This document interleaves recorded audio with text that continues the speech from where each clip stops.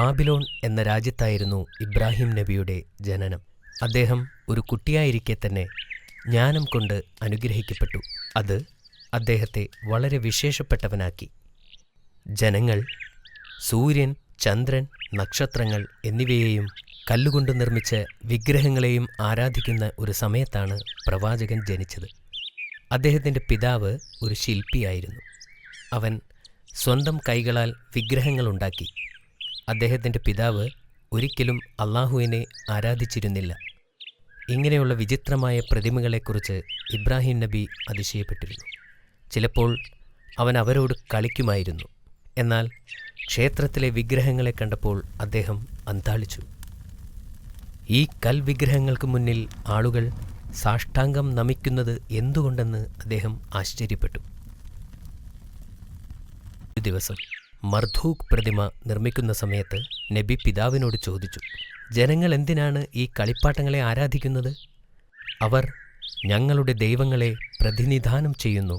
പിതാവ് മറുപടി പറഞ്ഞു, ദൈവങ്ങളിൽ നിന്നുള്ള അനുഗ്രഹങ്ങൾ ലഭിക്കാൻ നാം അവരെ ആരാധിക്കണം.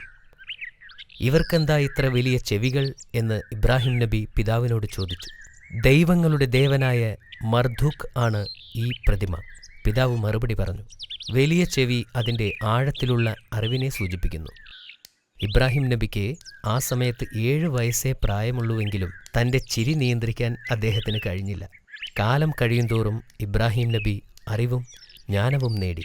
അള്ളാഹു ഏക സത്യദൈവം ആണെന്ന് അദ്ദേഹം മനസ്സിലാക്കി. മുതിർന്നു വരുന്തോറും വിഗ്രഹങ്ങളോടുള്ള വിദ്വേഷവും അദ്ദേഹത്തിന് വർദ്ധിച്ചു വന്നു. ഇബ്രാഹിം നബിക്ക് ഇപ്പോൾ 16 വയസ്സായി. തൻ്റെ പിതാവുമായി അദ്ദേഹം ക്ഷേത്രത്തിൽ പ്രവേശിച്ചപ്പോഴെല്ലാം തൻ്റെ ജനങ്ങൾ വിഗ്രഹങ്ങളോട് പ്രാർത്ഥിക്കുന്നതായി കാണാറുണ്ടായിരുന്നു. തൻ്റെ ജനം പാപമോചനം തേടുന്നതിന് യാഗങ്ങൾ അർപ്പിക്കുന്നതായി അദ്ദേഹം കണ്ടു. ഒരിക്കൽ ഇബ്രാഹിം നബി വീട് വിട്ട് സത്യദൈവത്തെ അന്വേഷിച്ച് നടന്നു. വളരെ കാലം അദ്ദേഹം അലഞ്ഞു തിരിഞ്ഞു. ഒടുവിൽ അദ്ദേഹം ഒരു മലയിലെത്തി. അദ്ദേഹം മലമുകളിൽ കയറി ഒരു ഗുഹയുടെ അടുത്തെത്തി.